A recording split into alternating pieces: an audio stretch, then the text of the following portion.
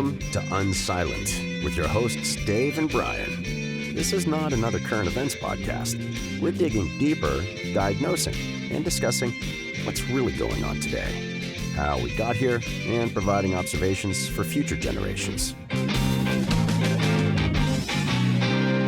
Welcome to Unsilent. We're Brian and Dave, and we would love to hear where you think we got it right and where you think we just don't know what we're talking about, which you can do on unsilentpodcast.com, on Rumble, or on a variety of social media channels. Well, Brian, interesting times, especially in foreign affairs, it seems these days. Yeah. There was the big J.D. Vance hoopla. Why don't you talk Kenny G? And for those who don't know who Kenny G is, he's the fictitious person we're talking to 70 or so years from now, who will likely be facing his own crisis at that time. But Dave, what are things Kenny G should know that he won't be able to read in a history book? Well, this might get lost in the grand scope of things, but currently it's a pretty big deal that the Vice President of the United States was invited to a conference. It's the Munich Security Conference. It happens. It's been happening for a couple of decades now. I think maybe even longer, where the Europeans and Americans and various people get together and they talk about security concerns, military, of course, always concerned about Russia. This year, it was expected that the majority of the discussion would be about Ukraine and about, what's going to happen. Is there going to be, is the war going to finally end? That kind of thing. And it turns out that, as they say, the vice president pulled a fast one. he Yeah. His approach was, he said, look, the biggest threat to Europe now is, in his opinion, and I would agree with him, frankly, just to show my cards up front. He said, it's not Russia, it's not China, it's not any of that. We've got a couple of big issues. It's basically the rot from within. It's the destruction of Europe from within Europe, specifically in two ways. He did mention mass migration, but he spent the majority of his time talking about how Europe has become essentially undemocratic in terms of its speech and in terms of its speech laws and in terms of restricting speech. And it was fascinating to watch because when he was talking about that, you saw all these Europeans, especially a bunch of old gray, bureaucrats and generals just sitting there in sort of stunned disbelief that here was this young, brash vice president. Now, he didn't come in, he didn't yell at him, he didn't swear at him. He was very polite. He was extremely professional. He was calm. I would say calm. Yeah. He even made a joke. I mean, it was a funny joke. I got to repeat this one for the history books in case it gets lost. He said something to the effect of, "Look, if in America we can put up with Greta Thunberg lecturing us for 10 years, surely you can put up with Elon Musk for a little while." So now I didn't notice a big smattering of applause and laughter, though. That line, in that room, that line fell completely flat. Yeah. Now, I am convinced that around the world there was a bunch of whooping and hollering. Yeah, I laughed. I wasn't there, but I laughed. Oh, I thought it was hilarious. Oh yeah, I almost, I don't clap at these things, but I almost clapped at this because that was just epic. But how much, real quick before we move off that, Dave, how much of that, you know this way better than I do because you've been abroad more than I have, but how much of that is just, a guy from the United States just doing what those Americans do and just saying outlandish, brash things and not caring about people's feelings? And how much of that do you think was actually the substance of what he was saying? Well, I think he was playing the American role. I do absolutely think he was playing the American role. I'm sure he knew. I mean, Vance is not a dummy. He's as sharp as they come. So he had to know that he was poking them in the eye in a really significant way. Yeah. So he was playing the American role really well. And he got the desired effect back home, but probably not there. Well, I'm sure he knew that they were not going to be pleased with anything he had to say. No, I would agree with that. Well, in the cases in point that he referenced were just inarguably horrible things. Essentially canceling an election in Romania because of who's on the ballot and who's running, putting somebody in jail in Britain because they silently prayed outside in an exclusion zone, and of course the Scottish law that says, look, if you live within a certain distance from an abortion clinic and you're praying in your own private home, that could be considered breaking the law. I mean, and here the line that really, in my mind, was just a zinger, just probably stung him really bad, was when he said, "Look, uh, these things essentially are Soviet-style tactics. These are things that we fought and you fought together." And he was very inclusive in everything he said. He said, "Our values and your values, we share democratic values with you, but you're walking away from them. And we fought the Soviet Union in the Cold War together, but now you're doing basically the same things." Right. I mean, that was, as I was doing that, or as I was listening to that, and I was watching him doing that, I'm like, he has got, you know, he he's pulling no punches. I mean, he's really in, and he's doing it in a way he seems calm. You know, he seems like he's like, you guys are going down the Stalinist road, and we're not going to be able to help you if you do this. That Yeah, was a great I line. think there was probably um, implications as far as financial, military, and Yes, other kinds of support that were relevant to the people there that yes, the average citizen, like, I wouldn't know what he's talking about, but they know what he's talking about, kind of a thing. Like, absolutely. there's things you're asking us to do, there's things you count on us for, there's things that, again, whether they're financial or military or otherwise, that if our values aren't aligned, I'm not really so sure about that. I think that was kind of like the Yeah. the message that was being delivered, right? It was in since then, the commentary that's happened as a result of that. Now there's of course the hyperbolic, crazies like on 60 Minutes who said it was free speech that caused the Nazis, and these types Yeah, of I want to come back to that because that was I don't I think that might be the dumbest thing I've heard on yeah. 60 Minutes ever. I mean, Yeah. I'm not like, that's not hyperbole. I'm being literal Oh, I about that. agree. I think that I was agree. Yeah, let's dissect actually that a the little only bit thing I there. would the only thing I would say would might be close was Leslie Stahl's sir, sir, this is 60 Minutes. We do the news here. Of Right. course, Hunter's laptop wasn't real. That one might be up there as well, but other than that, there's nothing else that comes to mind. Yeah. They're competing for that. I But think let's the come back to that because I think that's kind of its own Yeah. thing. No, I agree. I agree. I think the thing that sort of underlies this whole thing was, and some of the hyperbolic language that Vance used. There's a new sheriff in town in Washington Yeah. D.C. So Yeah. another American thing to say. Very All he had to do is say, and his name is Reggie Hammond, and that would have been like the most American thing ever, like citing Beverly Hills Cop. right. Exactly. Well, the underlying implication is, look, historically speaking, after World War II, Europe was destroyed. I mean, it was destroyed. I mean, the major cities were bombed, Germany and France and England, and it was just basically destroyed. And so the United States did what we do. We stepped up and we helped them rebuild. We helped them put up a bulwark essentially against the Soviet Union, because the Soviet Union, well, it was substantially, destroyed because of World War II as well. It posed a significant threat, especially after they got the bomb. So the United States became the security guarantor for Europe. And remember now, that's in the late 1940s. And today we still have troops in a whole variety of places in Europe, in Germany, in a variety of places. Now there are certain places like the Baltic states, Lithuania, Latvia, and Estonia, where we have what you might call tripwire troops as part of the NATO contingent, which is good, and I don't object to any of that. But I think there's a feeling in Washington, and I don't think it's my feeling as well, that after so much time, we're essentially giving rich nations welfare. I mean, at the end of the day, Germany is an industrial powerhouse still. I mean, it's not what it used to be, but the European Union has more people than the United States. It's a larger population. Yep. They've got a lot of workers. They're it's a rich bloc, and yet the United States essentially is funding their defense. They Yeah. and what is why does that tick Americans off?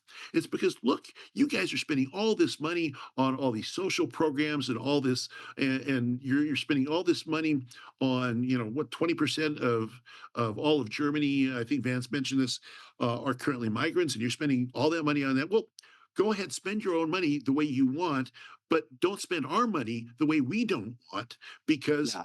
I mean, it's been a long time since World War II. You ought to be able to defend yourselves now. Yeah, And I think I could be getting the person wrong, but I think it was Thomas Sowell who basically said something like American foreign policy is essentially taxing poor people in America and to send that money to rich people abroad. yeah, no, yeah, that's exactly. Now, It does whether sound that's like a exactly soul. 100% accurate or not, I don't think that is what the point is. I think the point is that's kind of how it feels, Yeah, right? Is that we tax our middle and lower middle class, and they pay 25 to 35% of their income for us to send it to these other places that clearly have the means to take care of this stuff themselves. yeah. There's the old Europe in particular. It's rich. They've got Yeah, tons of money. They're second only to us in terms of their historic wealth. yeah, So why are we then subsidizing them? I mean, why don't it took the Trump first term? This is the interesting thing. It took the Trump first term to get them to step up to their treaty obligations in NATO. Everybody who is a Trump critic says, "Oh, well, Trump's going to pull us out of NATO and all this kind of stuff." Well, look, Trump is the one last time around, and look, I'm no sycophant for Trump when he does something wrong. I've pointed it out many times, but Trump's the one last time around that got them to stand up more money out of their budget. They're supposed to spend 2% of their GDP on their own defense. And Biden didn't do it. It was Trump that did it. So, right. so it's fascinating to me to watch the commentariat say things like, "Well, Trump's the one that's going to destroy NATO," when he's the one that you could credibly say financially and militarily got them into a better place than they've ever been before. And the second time Right. around, one of the papers and media outlets that I pay a lot of attention to is The Economist. So they're not crazy left. They're certainly left of center. They're very much bemoaning the collapse of the liberal world order and the rules based order and all that, which it has collapsed. They haven't fully realized it yet, but it has collapsed. It's over. And even they were saying in I was listening to one of their discussions between their editor in chief and their chief security guy, talking about how, well, this is a wake up call, even if we don't like it. This is a wake up call for Europe, and they might have to step up to 5% of GDP in order to provide a credible deterrent against Russia. We can't depend on the United States anymore. Now, when people say that, they mean it as kind of looking at those unreliable Americans. But the net result of this is actually a positive for Europe because Right. if they can defend themselves and say we're involved in something in the Indo-Pacific, well then maybe Europe actually needs to take responsibility for its own defense. Yeah. Yeah. So he makes his statement, and then there was a CBS thing we'll come back to, Yeah, but there was also the attacks that came on him for having the audacity to say this thing, and right. like the reaction was overstated, I would say. Well, yeah, I mean it like was. like how evil he was for pointing these things out, and how dare he go over into their house and say these things about them and stuff like that. And I think that there's, as you and I've been talking about for the last few weeks, there's so many things happening every day, At not just once. every Yeah, week. Every day there's so many things happening as far as exposure, and but at the heart of them, Trump, I do believe, you could make an argument there's a couple of exceptions, but a couple out of a few hundred probably right, things that he's done are exactly what he said he would do. right. And you could make a pretty compelling case he's the first politician in at least decades, if not longer, to actually come in and do precisely what he said he would do. Now, Right. many people don't like that. I get that. I'm not saying that everybody has to love what he's doing, but he is honoring the spirit of what he campaigned on. And so, but all these things like this, why are we subsidizing Europe when they have the money? Why are we subsidizing a collective of countries that don't share our values and things like that? There's decent support for this notion. Like this, it's probably a 60-40 issue. It's probably not 50-50, and it's certainly not 90-10, but it's Right. probably a 60-40 issue. Like, Yes. people don't like how much gas costs, and eggs has been like the big thing everybody talks about for however many couple weeks now. Like, all of a sudden, uh, MSNBC learned how inflation works and how that it impacts people or something like that. But eggs is this thing that they're like hyper focused on. Um, it makes sense to most regular Americans that this is just, and I don't think any of us could pinpoint exactly how it's wrong and exactly where it goes wrong, but we have this overarching sense that it's just wrong, right? It's a common sense thing. I think really it comes Yeah. back to the return to common sense. So if you look at our southern border, most people are not experts in immigration policy. They can't tell you the nuances of all that, but they know that millions and millions of people flooding across the border is not a good thing. They also know that, like this last week, talk about a bad look. The Mexican government was very, very upset when the United States government uh, designated the criminal cartels as terrorist organizations in Mexico.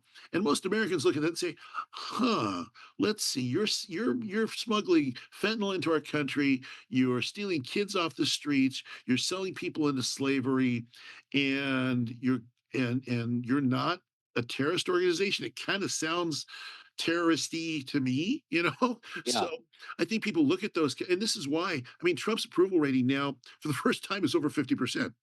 I mean, Yeah. you know, Consistently. I mean, consistently only for a month, but yeah. consistently so far over 50%. Yeah. And many of his policies are in, as you say, in the 60 and 70% range. Now, I take me back a year or two, I would not have believed this is possible. So there you Yeah. go. I agree. Don't take my And I stock think there. that, like looking at that one thing in specific with the border, and I don't want to shift gears here and be like too erratic, but an interesting thing has happened there is in the old days we called people who ran prostitutes pimps, Tips, yeah, and there was a negative connotation because yeah, people had visuals from movies and things like that of pimps like beating women and yeah, forcing them to do things that were unspeakable, things that they were forced right. to do or suffer the wrath. Now we call it sex trafficking, Sex and workers, it's this yeah, nebulous blob of like yeah, things that it's lost the bite. You know yeah, what I mean? yeah, But I think that even though it's lost the bite because we've softened the language, we've rounded off the rough edges of the language, people still inherently know like it's bad. yeah, But it's bad, but our government's largely been ignoring it. Like, right. I've heard numbers of 300,000 kids missing. I don't know how Yeah, accurate that is, but if it's only 10% truth, there's only 30,000 kids missing. Like, how is this it's a not nightmare. the front page of CBS on their website and on the news? Like, how is this not a nightly thing about that? Hundreds of thousands of Americans killed every year with fentanyl. Okay, even if only 10% that's true, um, you know, 10 to 30,000 people dying every year from being poisoned, essentially. How is that Right. not? So we've done these linguistic gymnastics to try to soften the edges and stuff, but deep down, people know this stuff is wrong and Yeah. it goes against our values. And him and Vance and the team they've put together so far are addressing these things. And I think it's a combination of people being bewildered, like, holy smokes, can you believe Yeah. somebody's actually doing this stuff? But also the fear of being exposed. Yeah. um, I saw a chart the other day on X. Again, I don't ever know if this stuff is true. It's on social media. Who knows? But you know how you would know better than anybody. Like, there's the Google Trends for keywords, Oh yeah. right? Yeah. Yeah. And in the DC area, the search term lawyer, Yeah. this huge spike of like 1,000% or something like that. Yeah. I don't think all that stuff is. I don't think that's all fiction. I think there's some reality to that. It's not fiction. In fact, I had a debate with a guy online who says, "Oh, this is just fake news," and I said, Well, turns out I kind of do this Google stuff for a living, and so I Yeah. just did. I use Google Trends. I use that one for offshore account for wipe hard drive. Yeah. And it is, and I verified independently that that was exactly in the DC area. There's three DC metro zones in the DC area. It spiked right after the inauguration. So Yeah.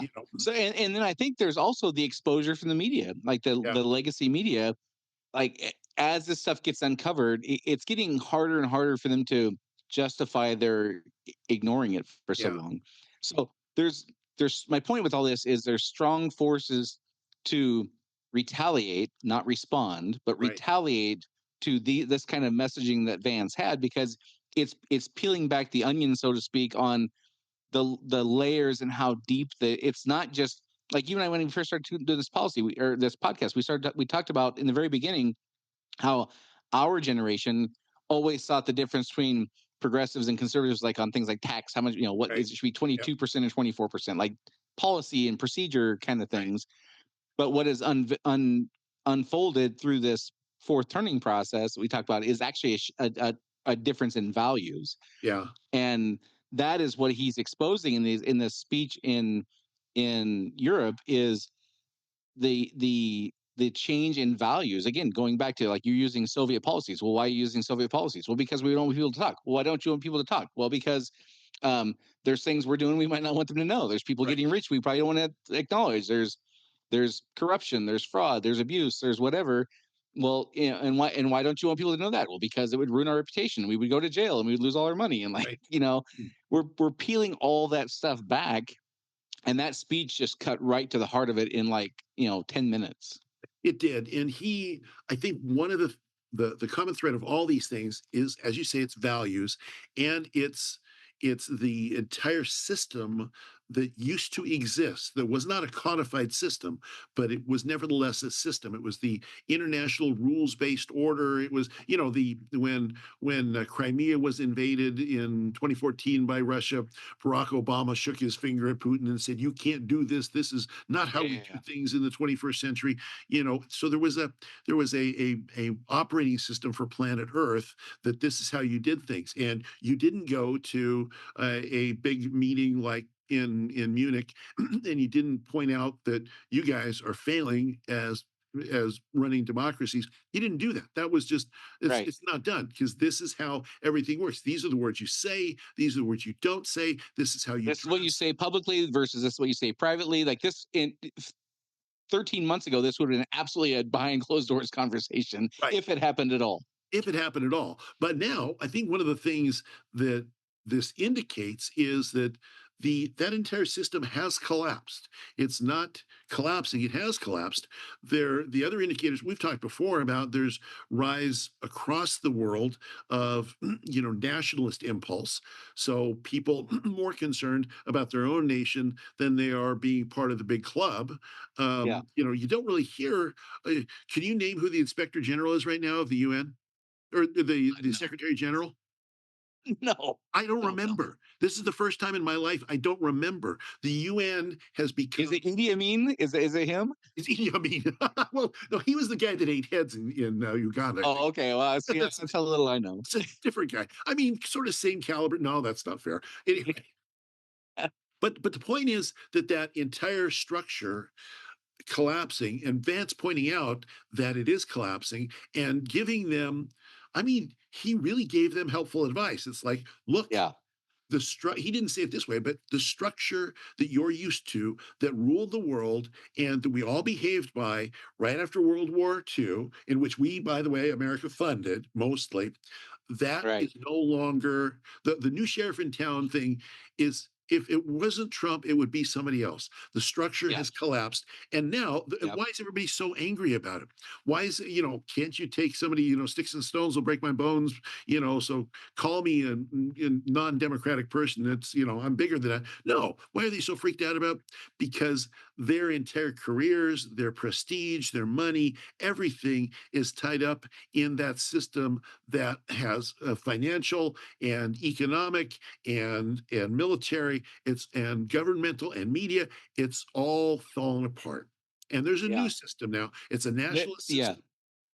I think what you just described, where it's like their livelihoods are falling apart, was exposed in. I think this was also 60 Minutes. One of the things, there's a few things that happened. I think they were all in 60 Minutes, but one of the things was they interviewed somebody who was supposedly from USAID, right, a guy and a gal.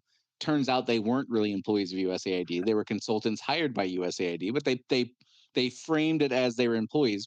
Forget that part for a second. What the lady said who was being interviewed was, 2 weeks ago, all these employees knew where their paycheck was going to come from, and knew that they would have health insurance, and knew that they would have a retirement or a pension, and now all that is gone. And again, they're framing it like it's this big catastrophe. But I can tell you what I was thinking as I watched right, that, which is probably something similar to many folks, which is, welcome to the real world. Like, right, this exactly, is how it works if you don't have a government job.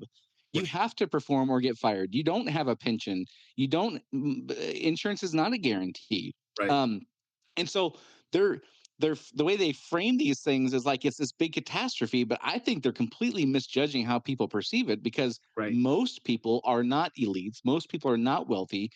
Most people, if they even, not most, but many people, if they even had a job that had a pension, is like a long shot. right, Many people don't have uh, guaranteed uh, high, Cadillac medical plans. Like, they don't, exactly. like, you're trying to position this as like this big catastrophe is happening, and it's like, yeah, well, welcome to reality. Like, this is how the rest of us live, you knucklehead. Well, yeah, it's the entitlement mentality, it's the entitlement culture. But that status and that luxury, and luxury of like peace of mind, and luxury of comfort, and luxury of not having to worry about your next paycheck ever, like, Right. that's all being disrupted. And so I don't agree with it, obviously, but I totally understand why the vitriol is coming at them for not only dismantling it in pieces, but all in parts, but also exposing the parts that have not yet been dismantled. Yeah. It's wild, man. So Well, and I anyhow, think people don't understand it. I think the people in so those positions don't get it. you know what? It's funny you say that, because just a few months ago, I would have said, they got to know, like they have to know, and I'm really coming to believe that they just live in a bubble. Yeah, they do. Yeah. So okay, so he has a speech on, what was that, Thursday or Friday, I Saturday, think it whatever was day that like, was. yeah, Thursday, I think, maybe Okay, and yeah. then 60 Minutes airs Sunday, right? Yeah. And a couple things happen there, and we'll kind of parse them out in two different bits. One is it Margaret Brennan? Is that her Morgan name? Brennan, yeah. That interviewed Marco Rubio, Rubio, Secretary yeah. of State.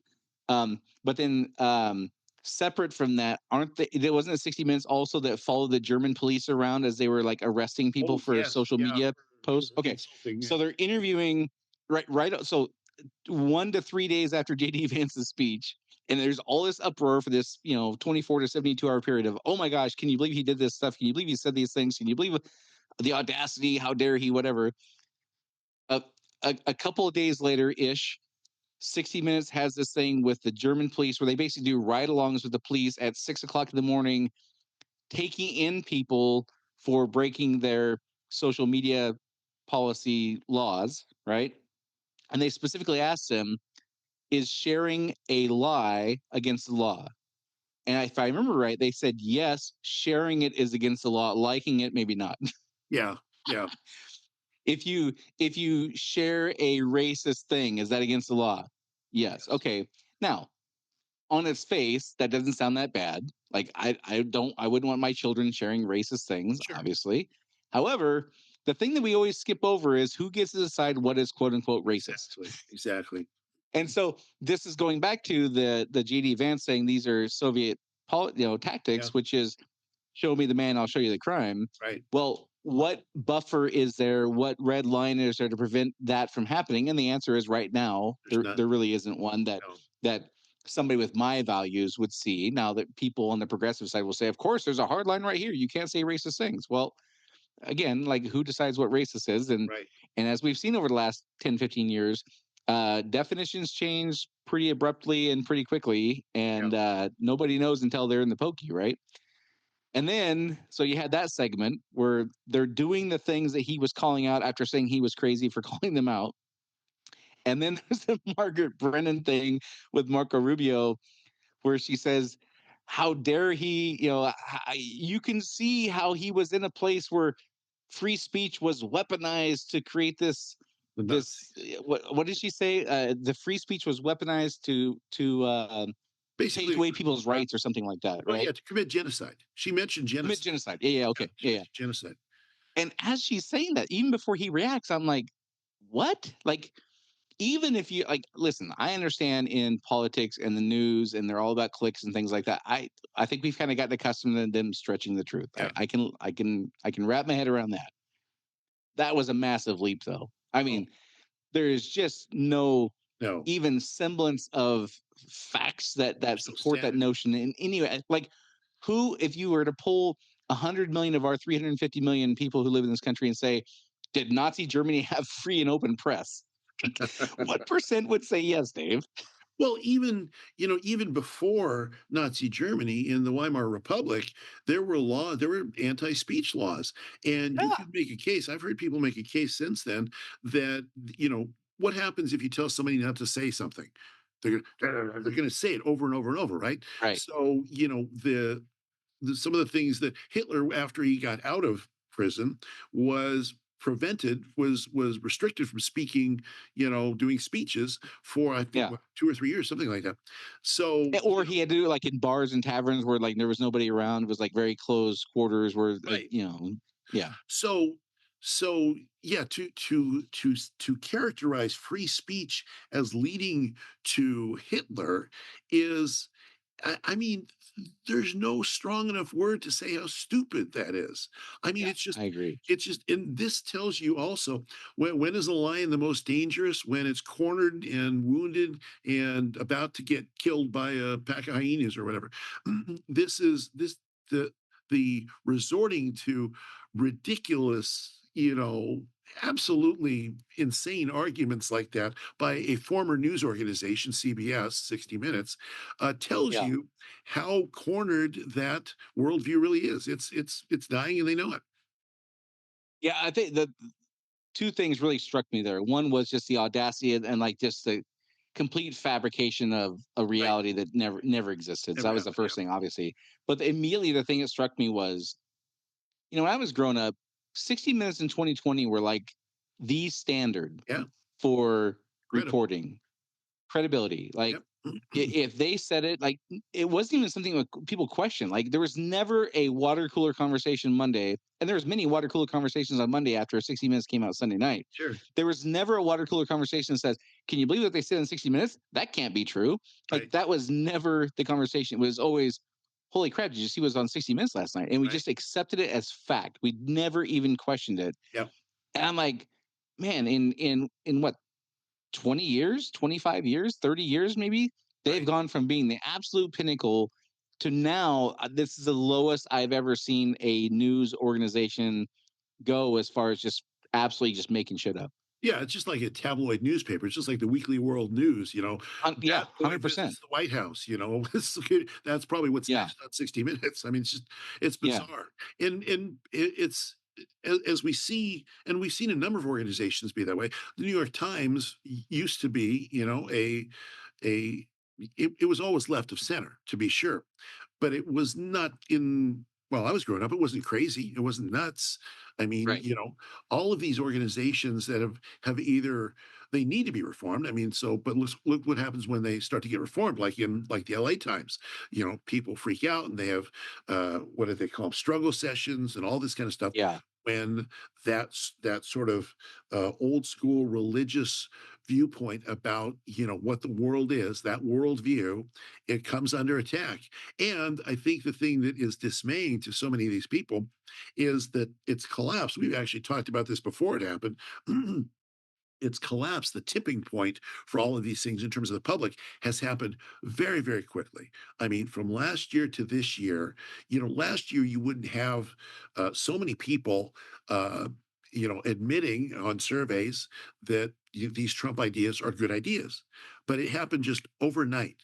So, right. as we've said, these things, when they reach a tipping point, they go really fast. And the Yeah. people that are holding those old ideas, they don't realize it and they're going to fight against it. But I don't think it's going to work. Yeah, and I think part of that is like, if you've seen the video they done on I don't know how many years ago this was, but they it was about kind of trend setting and things like that. And they showed a video of a guy like in a Woodstock kind of environment dancing by himself. Right. And like everyone's looking at him like he's the weirdo. But then a second person gets up and dances. And it's like, okay, well, now there's two weirdos. But then when the third person gets up, oh, it's okay to be dancing here. Yeah, Right. Exactly. And I think that is what's happened over the last, certainly since Trump got shot the first time in Butler. And maybe even a little bit before that, maybe 18 months ago, like enough people like in Silicon Valley, those guys started speaking up. Elon Musk certainly, like enough people took the tomatoes, and people saw like, oh, well, yeah, they took some tomatoes. People said that they called them bad names, but that other than that, like what else is there? Like people aren't losing their jobs anymore for non-compliance and things like that. Era, it feels like it's kind of, we're past it, at least for now. But it just feels to me like the snowball effect. Like enough people see other people doing it, and then okay, they get brave, and then people see them get brave, and then people say them get brave, and like it just keeps going. It feels very much like that to me, where people just the consequences of not saying anything no longer outweigh the benefits of speaking up. And it's happening in every sphere of society. It's happening in corporate. For a while you couldn't be a major corporation without falling in line with the far left, but now they're all just backing away. I mean, some of them are going to be the holdouts, but you're going to have that. That's going to be the way it is. um, you're seeing that in some educational circles. I mean, you don't see all the universities that used to be Christian universities returning to be Christian universities, but you see some changes happening even in those places. You see it, of course, in entertainment with comedians. You see people that, I mean, I think the uh, drive to being culturally Christian now falls into that as well, because for a while it's like, oh, if you're Christian, you're some white colonialist racist kind of person. So that's happening. So you got all these things happening simultaneously, which tends to make me think that that momentum is going to be hard to stop. Now there are those who will then scream louder and louder and louder as their edifice collapses, like under Samson's mighty hands. And we're seeing that now too. I mean, I saw on the news recently, there was some comedian who was doubling down on the Bernie Sanders billionaires are bad thing, and let's they should all just be shot, and so there's going to be that type of thing happening, and those people, those are the dangerous ones that get more extreme as their world gets narrower and narrower and narrower. But there's others that are smart enough, like going back to the Europeans. I think the Europeans are smart enough to say, well, we rode this gravy train as long as we could. Now maybe we're going to have to get some money away from some of these other things we've been doing and actually buy some tanks. Right. The other thing that I've been thinking about over the last few weeks is, and I know that you and I have talked about this briefly before, but it seems to me like if you just look at, like, forget the politics of it, but if you look at like the Richard Nixon era, where he became president, and he was, he had very specific beliefs, and his generation very much aligned with those beliefs. Forget left to right, forget all that stuff for a second. And then the hippies come along, and they start doing things that don't fit in that model anymore. Right. And mom and dad and grandpa and grandma were very, those hippies are a bunch of wild hooligans and like name calling and like a bunch of, like they've lost their minds and whatever. And then, but now the hippies have grown up, and they're in power. Right. And like every generation, kids kind of tend to do the opposite of what their parents do, right? To a certain degree. So generations kind of, there's an ebb and flow and kind of an oscillation that goes back and forth, right? Right. And so now the hippies are kind of in charge, and the young generation is very conservative relative to those people. So again, forget the politics of it. And so now the young people coming up have wildly different views than the people in charge, but they're clamping down the same way the Richard Nixon type ultra stuffy conservatives did. They're doing the same behavior of clamping down on people having opposing views. But it just feels to me like this is just how it works. Like this is just how the life cycle works. Where, and again, I don't want to get hung up on like conservative progressive, but in that era, it was conservative people condemning more progressive people. Right. And now we just fast forward 60 years, and now it's progressive people condemning conservative people, but Right. it's the same underlying behavior. It's the same thing that they've the world has been built up and they've Right. ascended in under a set of rules, and anything that shakes the foundation of that rules based system is Yeah. bad. Yeah. And they lash out at them, and it's really interesting though. I mean, like if you look at like how George Carlin and Lenny Bruce and those guys were treated by Richard Nixon conservatives, I Sure. don't think it's all that much different. Like they were put in jail. I No. don't think it's all that much different than what we see now. Yeah. It's the same behavior. It's exactly the same behavior. It's just the again, I don't even think it's about politics. I think it's just about No. their world structure was built to, and they know the rules. They've lived by these rules. They've become wealthy and successful by these rules, and now that's being threatened. I think that's a piece of it too, not just the politics of it, or not just the